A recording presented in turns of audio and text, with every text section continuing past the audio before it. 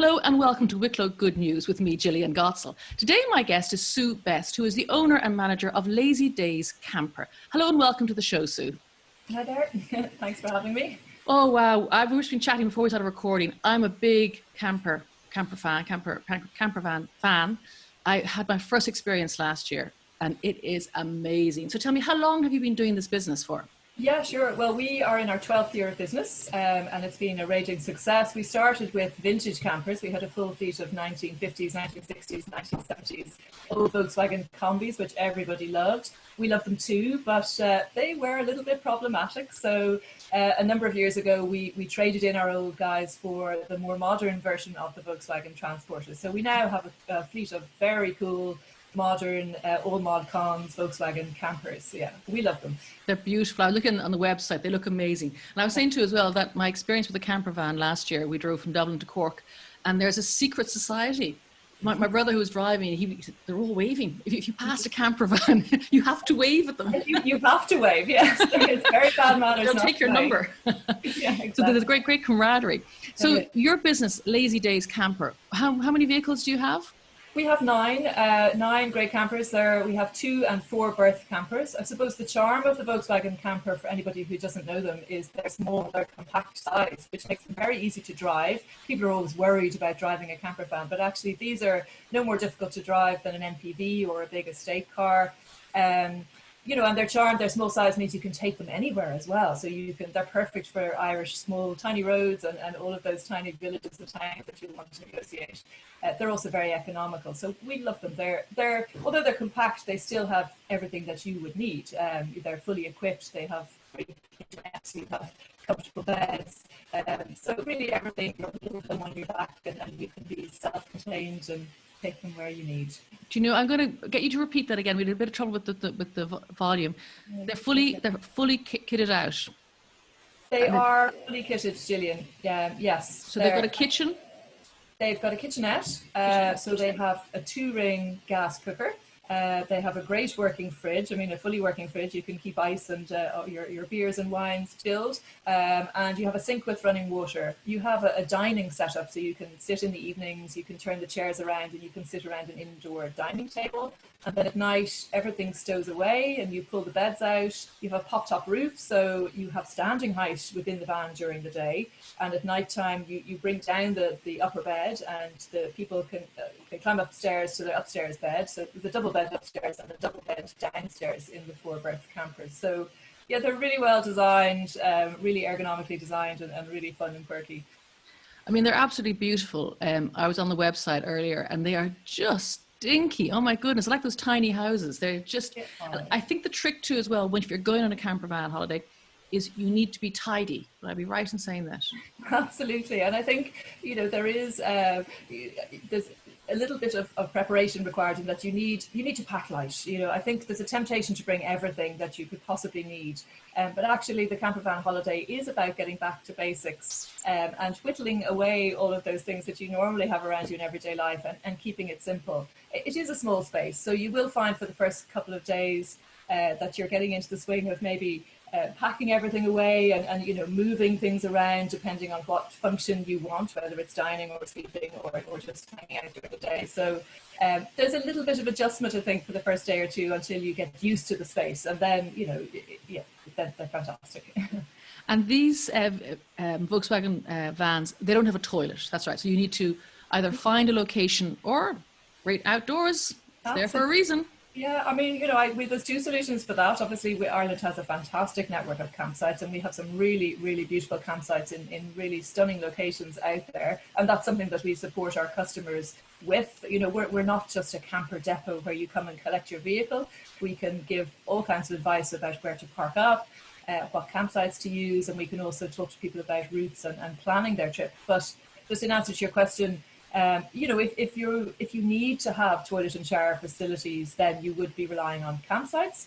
But a lot of people like to wild camp, which means just parking up in a beautiful spot. And, you know, if you happen to be by a stunning beach or a cove where you've spent the afternoon and you don't feel like moving on, well, you can actually spend the night there. Wild camping is widely accepted in Ireland. So in that scenario, I suppose you have to be prepared to maybe find a quiet spot in the woods, or and plenty of people do that. So people are very resourceful. Yeah. Yes, yeah. No, I think it's a great idea, because obviously with the van, you drive to where you want to go. You are already at your beauty spot. Absolutely. And so if you're there for the day, it's a lovely idea. I thought just to not move, And actually, when I had my experience last year, we ended up in Skull. We spent two nights in Skull, because Skull is beautiful anyway. And I know we're meant to be traveling around, but we just still liked it. And we found on the pier, and then we had dinner one night, and there was picnic benches there. So we got a takeaway, we had a few beers, some wine, the views. It was just, you wouldn't call your queen your auntie. It was just, and we were there, and it wasn't costing us anything. It's setting, you don't have to go anywhere, it's, yeah. Yeah, no, I'm telling you, I'm definitely sold on the idea. I mean, I didn't pack light. We didn't tidy up the whole time. We were only gone 3 days, I think, in total. So didn't really matter that the place looked like the wreck of the Hesperus. I mean, it looked desperate, but the experience was great crack, I have to say.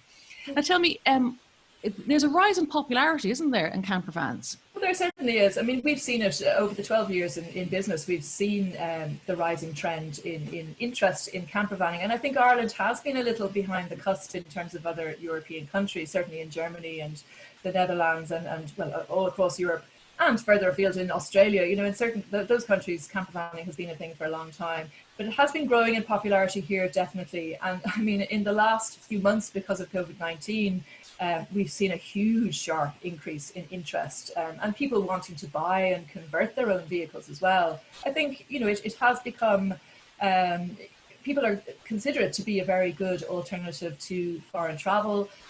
You're self-contained, you're within your own space, it's your bed and your bedding that you're bringing with you. And, so it feels like a safe way to travel. So I think we're going to see an increased interest in campervanning in Ireland for the years to come, definitely. And you're seeing also an increase in Irish tourism, domestic tourism. Oh yeah, well naturally there are no international tourists coming in. Supposedly. Well, yes, that's another story. But yes, and it's been great for us. Normally speaking, in the summer months, we're dealing with international tourists, so people from America and Canada and Australia, Europeans, people from all over the world. We very rarely have Irish people in the summer months, but this year that has changed completely, and our books are full of lovely Irish people. And I think that will continue for a year or two before people regain confidence to travel internationally. We're loving dealing with Irish people. It's so nice for Irish people to be falling back in love and rediscovering their own country. And I think when they get out there on the road, they're going to realise that, we have world-class scenery, and it really is such a beautiful country to be in, given the right weather. Yes, yes. Helps. Yeah, absolutely. So, yeah. Tell me how are Irish people different from international visitors? Well, I mean, in terms of, for us dealing with them, they have a different attitude, definitely towards booking. I'm finding there's a lot of negotiating going on for, higher prices, and, I'm loving dealing with Irish people. They're so friendly, really, and it's nice to be able to talk to people in the same language, I suppose. So I'm dealing with an awful lot more telephone inquiries and much more in-depth bookings. And Irish people don't necessarily know where they're going. I'm still doing a lot of trip planning with Irish people and helping them find the right route and the right place to stay. Obviously, a lot of Irish people know their own country, and I don't have to offer that kind of support, but it's been lovely. One of the lovely things I've noticed about dealing with Irish people on the telephone is when they call, they'll always tell you where they're from. So it's never just, hello, I'm interested in camper hire. It's, hello, my name is Mary, and I'm from Woodenbridge in Clonakilty, or, which is lovely. It's a very personal, friendly approach. Has COVID affected your business, apart from the actual shutdown? Have there been any other impacts on your business? Well, I suppose in terms of how we meet and greet our customers, and obviously our cleaning regime has been stepped up enormously. I mean, we're fastidious cleaners anyway. I clean all of our campers myself by hand, and I'm really very thorough when I clean, because I'm so proud of handing over clean vehicles. But I mean, this year, yeah, we've had to introduce all kinds of new cleaning products. We're obviously wearing masks and gloves when we're dealing with our campers. We've had to leave a 24-hour gap between bookings. In previous years, we would have vehicle turnarounds on the same day. but we feel that we need more time to just make sure that everything's really clean. Everything has to come out, everything has to be cleaned and washed. All of the contents that come with the camper have to be cleaned and washed and wiped. So yes, we're paying a lot of attention on the cleaning side. On the meet and greet side of things, you know, we're just trying to minimize the amount of contact, but at the same time, it's very important for us to show our customers how everything works and make sure that they're comfortable. But people seem happy enough that if everybody's wearing a mask and, you know, we're keeping respectful distances, that I think it's safe enough. So, yeah. Oh, no, it's amazing. And you mentioned at the start of our conversation that people are not only booking you out, you're fully booked, and they're realizing the joys and the freedom that comes with a camper van, but people are also converting their own vehicles, and you offer that service as well. We do. It's a new side to our business, and I think our timing is very good. We would have converted a lot of the vehicles on our fleet previously, and now it's a service that we're offering to our customers. And we offer it to a small, lucky number of people every year. But yes, we're seeing a huge increase in the interest for that side of our business. Jillian, I didn't really get time to launch the business because we started that side of our business in March, just before lockdown. And I haven't officially launched it, but even just random inquiries, there's so many inquiries for camper sales, camper conversion, and indeed the other camper conversion companies that I'm closely in touch with are all reporting a high increase in the inquiries for camper conversions. Well, I believe it's quite to buy a base van online because so many people are trying to buy them in order to convert them. So yeah, it's a huge trend at the moment, and you know, I think it's going to be a growing trend. Well, I mean, I looked at, say, your gallery, and having had the experience last year, but your gallery is beautiful. Oh my God, they are the showrooms of camper vans. And the camper van we had last year was a bit scruffy now, I have to say, but it was a lovely experience. But I can see, I mean, like, it's just the joy of, well, actually, even better, we're working with you to plan a trip. We were very much going by the seat of our pants and where was the nearest toilet we could find it. Although my brother and his wife had a number of places they like to see anyway, but it's a super idea. So you plan it. So if you want amenities, you can stop because you've got small children. Maybe you maybe want, I don't know, whatever. Or, so that makes sense too as well. Or just go wild. Just say, right, we're going to head out for the night. Don't know where. Going to stop. Have a barbie. Yeah, well, I mean, I try and you know, get people to narrow down at least the quadrant of Ireland they'd like to visit, because really you can go north, south, east and west and it's equally beautiful. A lot of people still want to head to the tourism meccas, to Kerry and Clare, and actually this year it's a fantastic time to see those places because they're so quiet. And I've had customers returning from Killarney and the Cliffs of Moher in the last week, and they've said that there's nobody there. It's a really magical time to see these places. All the queues of tour buses that would normally be almost blocking the views are gone. I mean, we love our international tourists, but you know, they're not. There are no throngs of them on the streets, and so it really is a special time. But I would encourage people. I mean, yes, obviously Killarney and Clare are beautiful, but in fact from Galway north into Connemara and Mayo and Achill Island and Sligo and onwards into Donegal are incredibly beautiful. And I think almost, you know, Mayo, Donegal are equal in beauty to Kerry, but not as many people go there. I often say to people that the further north you go from Galway, the more old, traditional, unspoilt Ireland you're going to encounter. And so I try and send people northwest a lot as well. Yeah. Wow. I was going to ask you, did you have a favourite route or destination? So you've answered me there. And then finally, if people want to get hold of you, what's the best way to find you, Sue? Yeah, absolutely. Well, our website, lazydays.ie, has all of our contact information. You can start there, have a look at our great campers, and then drop me an email. My phone number and email address are all over the website. So just make contact and we'll be back in touch with all of you. Well, I'd say even though you're booked up till when now? Is it September? Just towards the end of August. We have a little bit at the very end of August, and September is booking out, but we have availability. But I imagine the season will continue well on into October this year, with people going away for the weekend. We have nice heated vans as well, so it's still possible to get away throughout the winter. Yeah.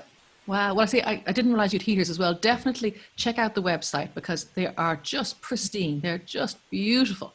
So congratulations on that.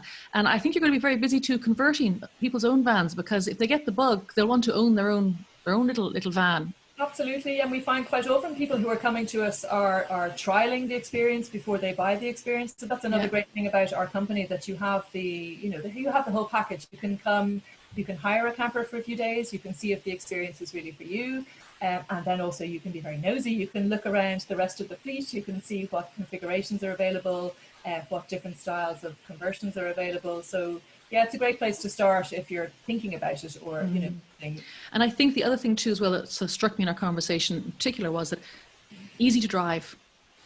That those big camper vans, or recreational vehicles, as the Americans like to call them, they're scary, and people mightn't want to. I mean, I know in our camper van where were we? Oh, we were in a little village. I forget the name of it now.